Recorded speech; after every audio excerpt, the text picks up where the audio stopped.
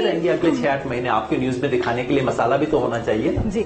और काडर में भी कहीं ना कहीं एक संदेश जाएगा कि अगर डट के लड़ो और लोकल मुद्दों पे लड़ो और कंसिस्टेंसी के साथ लड़ो तो आप जीत भी सकते हैं, जो कि एक हताशा पे पहुंच गया था।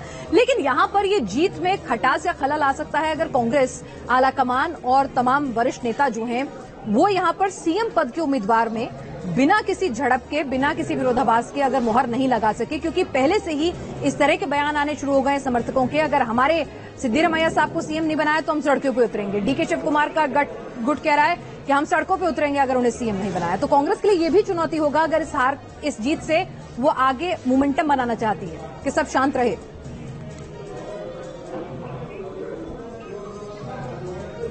बिल्कुल चुनौती है। और जिस तरह से कांग्रेस ने चुनाव प्रचार के दौरान सिद्धरमैया जी और डीके शिव कुमार को एक साथ रख के फ्रंट पे रखा है, वो राजनीतिक एकता बनी रहे। कर्नाटका की जनता ये चाहती है। कर्नाटक की जनता ये नहीं चाहेगी कि पहले दिन टांग खिंचाई शुरू हो जाए इत्यादि।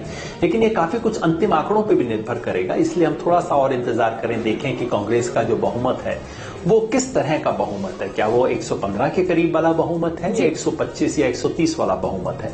मैं समझता हूं सिद्धरमैया जी और डीके शिव कुमार जी के मुख्यमंत्री का सवाल भी इस आंकड़े से जुड़ा हुआ है। बिल्कुल, तो कुछ थोड़ा सा इंतजार और करना होगा। भूपेंद्र पटेल अभी कुछ बोल रहे हैं, जरा वो सुन लेते हैं, फिर उसके बाद इस चर्चा को आगे बढ़ाएंगे। मैं उस यात्रा में था और कर्नाटक में था, बेलारी सभा में था, उसी समय से लग गया था।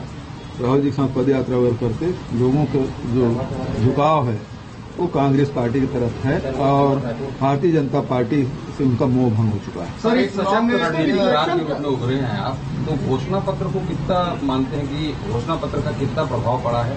दूसरा, इसमें ओपीएस जो लागू वहां पे भी करने की बात कांग्रेस ने कही है, इसका कितना प्रभाव पड़ा? देखिए, जो रणनीति है एक हिस्सा है, घोषणा पत्र दूसरा हिस्सा है, कार्यकर्ताओं की जो ताकत है उसके मनोबल है वो तीसरा हिस्सा है। तो ये 3-4 एक साथ करेंगे सभी को तो फिर उस सफलता मिलती है। किस तरह से देखने मिलेगा सर? मध्य प्रदेश इसका रिफ्लेक्शन किस तरह से देखने? देखिए, एक उपचुनाव जो होता है और उसके रिजल्ट से पूरे देश के कार्यकर्ताओं का मनोबल बढ़ता गिरता है। ये तो एक बहुत बड़ा राज्य है जहां 224 विधानसभा है, वहां भारतीय जनता पार्टी की सरकार थी, उसको हम लोग छीने। उसके पहले हिमाचल प्रदेश में भारतीय जनता पार्टी की सरकार थी, उसको हम लोग छीने। तो निश्चित रूप तो भूपेश बघेल यहां पर अपनी टिप्पणी कर रहे थे नतीजों पर, और लगातार हमारे साथ हमारा पूरा वरिष्ठ पैनल जो है वो बना हुआ है। एक बार परिचय करवा दूं, हमारे साथ कांग्रेस के प्रवक्ता अजय उपाध्याय साहब हैं, बहुत देर से इस तार्किक विश्लेषण को सुन रहे थे। हमारे साथ जेडीएस के प्रवक्ता मोहम्मद अजदुद्दीन साहब हैं, वरिष्ठ पत्रकार राहुल देव जी हैं, वरिष्ठ पत्रकार एनके सिंह जी हैं। जी, जेडीएस प्रवक्ता के पास हम एक बार जाना चाहेंगे यहां पर। और जी, अजय उपाध्याय भी हमारे साथ कांग्रेस से जुड़े हुए हैं, लेकिन जेडीएस प्रवक्ता से मेरा सवाल यहां पर है कि आप लोगों को ऐसे ही नतीजों की उम्मीद थी, क्योंकि उससे पहले आपके बड़े नेताओं के बयान आ रहे थे कि थोड़े मुश्किल दिन आने वाले। अभी फिलहाल टैली तो बेहतर दिन की ओर इशारा कर रही है। देखिए मोहतरमा, हमें उम्मीद इस तरह के नतीजे की नहीं थी। दरअसल हमारी उम्मीद ये थी कि हम जो है ना कम से कम 45 से 50 सीट तक जाएंगे, लेकिन अभी भी ये उम्मीद बाकी है, क्योंकि अभी ये नतीजे जो है ये एग्जिट अर्ली ट्रेंड्स है। अभी हमें उम्मीद है कि यहाँ से हमारी बढ़त होगी और हमारी जो है ना नंबर्स बढ़ेंगे। मैं इसके साथ साथ एक बात और कहना चाहूंगा कि योगेंद्र यादव जी साहब यहाँ बैठे हैं। मैं इंडिया के जो पॉलिटिकल और सोशल एक्टिविस्ट हैं उनमें बहुत ज्यादा सम्मान योगेंद्र यादव जी का करता हूँ, उनका जो है ना आदर करता हूँ। तो वो जो भारत जोड़ो यात्रा की बात कर रहे थे, यहाँ पर सवाल ये भी होते हैं भारत जोड़ो यात्रा के बारे में कि अगर भारत जोड़ो यात्रा का मकसद वाकई मुख्तलिफ धर्म के लोगों को जोड़ना था और मतलब ये कम्युनलिज्म के खिलाफ इन्हें कुछ करना था, तो लेकिन कांग्रेस ने जिस तरह से कर्नाटका में भारत जोड़ो यात्रा महज एक जो है ना टोकनिज्म के तौर पे की। अगर वाकई नफरतें खत्म करना था तो कोस्टल कर्नाटका के इलाके में इन्हें जाना चाहिए था भारत जोड़ो यात्रा को, जहां जिसे हिंदुत्व की लेबोरेटरी कहा जाता है। भारत जोड़ो यात्रा का रुख वहां पर नहीं हुआ। केरला में काफी टाइम इन्होंने दिया भारत जोड़ो यात्रा के लिए, वहां पे जो है ना कुछ ज्यादा जोड़ने की जरूरत थी नहीं। वहां पे कम्युनल और फासिस्ट फोर्सेस को जिस जगह पर रखना उन लोगों ने रखा है। तमिलनाडु लेकिन अज़दुद्दीन साहब, इस सवाल का जवाब तो हम लेंगे, कांग्रेस के स्पोक्स पर्सन भी है हमारे साथ, लेकिन जेडीएस का जो वोट परसेंटेज है वो 5% गिर गया है और कांग्रेस का जो वोट परसेंटेज है वो 5% बढ़ाई है। हो सकता है बीजेपी या कुछ और लोग आपसे कहें कि पर्दे के पीछे जेडीएस ने डील कर ली थी कांग्रेस से, खासतौर से तब भी जब जेडीएस डील के लिए जानी जाती है। नहीं, देखिए, इस तरह के इल्जामात लगना जो है ना अपना एक स्वाभाविक चीज है। इल्जामात सियासत में लगते हैं, लेकिन मैं आपको एक बात बताना चाहूंगा कि ये डील्स वगैरह के इल्जामात हमने कभी किसी से कोई डील नहीं की है, ना फ्यूचर में कभी करेंगे। पिछली बार भी जब हमारा अलायंस कांग्रेस के साथ हुआ था 2018 में, क्या उसे आप डील कह सकते हो? या उससे पहले 2006 में बीजेपी के साथ डील नहीं। सियासत में आपको जो है ना अगर अपना विजन को इम्प्लीमेंट करना है, मैनिफेस्टो पे अमल करना है, तो आपको नंबर्स चाहिए, और जब नंबर्स चाहिए तो obviously you have to align with somebody. तो इसमें जो है ना डील वगैरह की बात नहीं है। जो पार्टी हमारे मैनिफेस्टो के हिसाब से हमारा जो है ना समर्थन करती है हम उसके साथ जाते हैं, और जाना भी चाहिए।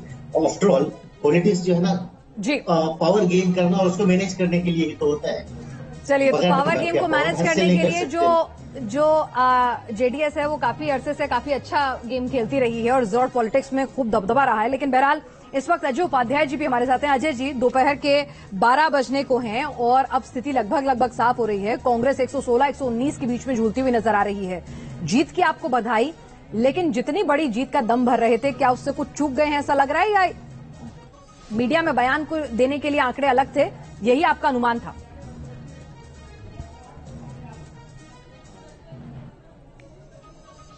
मैडम, कांग्रेस पार्टी जीत के लिए जूझ नहीं रही है। पूर्ण बहुमत की सरकार बनेगी कर्नाटका में, और जिस तरह की राजनीति इको हो रहा है, जरा इको ठीक करा देंगे। जिस तरह की राजनीति भाजपा ने वहां की, जिस तरह 4 वर्षों में वहां मिसमैनेजमेंट रहा, निकम्मापन रहा, भ्रष्टाचार का सर्वत्र बोलबाला रहा, कांग्रेस पार्टी ने उन मुद्दों को उठाया और साथ में जो सकारात्मक विकास की राजनीति होनी चाहिए राष्ट्रीय स्तर पर और प्रदेश के स्तर पर, चाहे वो युवाओं की बात हो, महिलाओं की बात हो, महंगाई और बेरोजगारी के जो मुद्दे हैं, उन्हीं मुद्दों को लेकर के हमने जो है आगे बढ़ने का काम किया। जनता का आशीर्वाद निश्चित तौर पे कांग्रेस पार्टी को मिला है, और कर्नाटक की जनता का आशीर्वाद जो है ये कई मायने में राष्ट्रीय राजनीति और स्थानीय राजनीति के लिए रखता है, मीनिंग रखता है। जैसा कि अभी राजनीतिक सामाजिक जीवन के पुरोधा में मानता हूं यादव जी को, उन्होंने जोगेंद्र जी ने जो बातें रखी है, विश्लेषण किया है, राष्ट्रीय राजनीति के परिप्रेक्ष्य में भी और कर्नाटक की राजनीति के परिप्रेक्ष्य में भी ये चुनाव एक बहुत ही मायने रखेगा। जिस तरह से धार्मिक ध्रुवीकरण की राजनीति प्रधानमंत्री जी स्वयं करने का प्रयास किए, जिस तरह विकास के मुद्दों को छोड़ करके उनके जो मैनिफेस्टो में थे मुद्दे उनको इग्नोर करके व्यक्तित्व का एक अपना पर्सनल एजेंडा उन्होंने जो आगे बढ़ाने का काम किया, लेकिन यहाँ पर फेल हुआ है, इसको स्वीकारना पड़ेगा। ठीक है, मीडिया के वर्ग ऐसा है जो आज चेहरा उनका नहीं लगा रहा है। बधाई है, जीत के आपके मुद्दे अच्छे रहे और इसीलिए जनता ने भरोसा भी दिया। लेकिन यहाँ पे असदुद्दीन जी का एक सवाल था आपसे जी, राहुल गांधी की भारत जोड़ो यात्रा के प्रभाव को लेकर। जी पूछिए सर। जी हाँ, मेरा सवाल ये था कि भारत जोड़ो यात्रा जब निकली थी कर्नाटक में 7 जिलों में हमारी यात्रा रही, और लगभग मेरा सवाल सुनिए, मैंने सवाल पूछा ही नहीं है। मेरा सवाल ये था कि कर्नाटका में आपने बहुत कम टाइम दिया, हालांकि यहाँ पर ज्यादा वक्त अगर वाकई जोड़ने की नीयत होती है ज्यादा वक्त देना चाहिए था, क्योंकि यहाँ पर कर्नाटका में इश्यूज है। तमिलनाडु में हिंदू मुस्लिम का मसला नहीं है, केरला में नहीं है, और कर्नाटका में खास तौर पर कोस्टल कर्नाटका, वहां पर उसे हिंदुत्व की लेबोरेटरी कहा जाता, मंगलूर और उसके आसपास के डिस्ट्रिक्ट्स, वहां पर तो आपकी यात्रा का रुख भी नहीं हुआ उस तरफ। बाद में आप आगे जाते हैं, गुजरात में इलेक्शन रहते हैं, वहां बहुत ज्यादा जोड़ने की जरूरत थी, वहां भी आप दिखाई नहीं दिए। तो मुझे नहीं लगता कि भारत जोड़ो यात्रा का इन इलेक्शंस पे कोई इम्पैक्ट हुआ होगा, दूसरे बहुत सारे फैक्टर्स हो सकते हैं। जी जवाब दीजिए सर। अजय उपाध्याय जी वो कह रहे हैं कि भारत जोड़ो यात्रा कोई असरदार नहीं है। भारत जोड़ो यात्रा का एक ज्योग्राफिकल रूट था। अच्छा। जी जी जी जी जहां जरूरत थी वहां नहीं गया। सबको पता है, जो भारत जोड़ो यात्रा जब कश्मीर से कन्याकुमारी से कश्मीर की तरफ बढ़ी, तो उसके एक रूट थे, ज्योग्राफी का एक ख्याल था, रास्ते कैसे होंगे।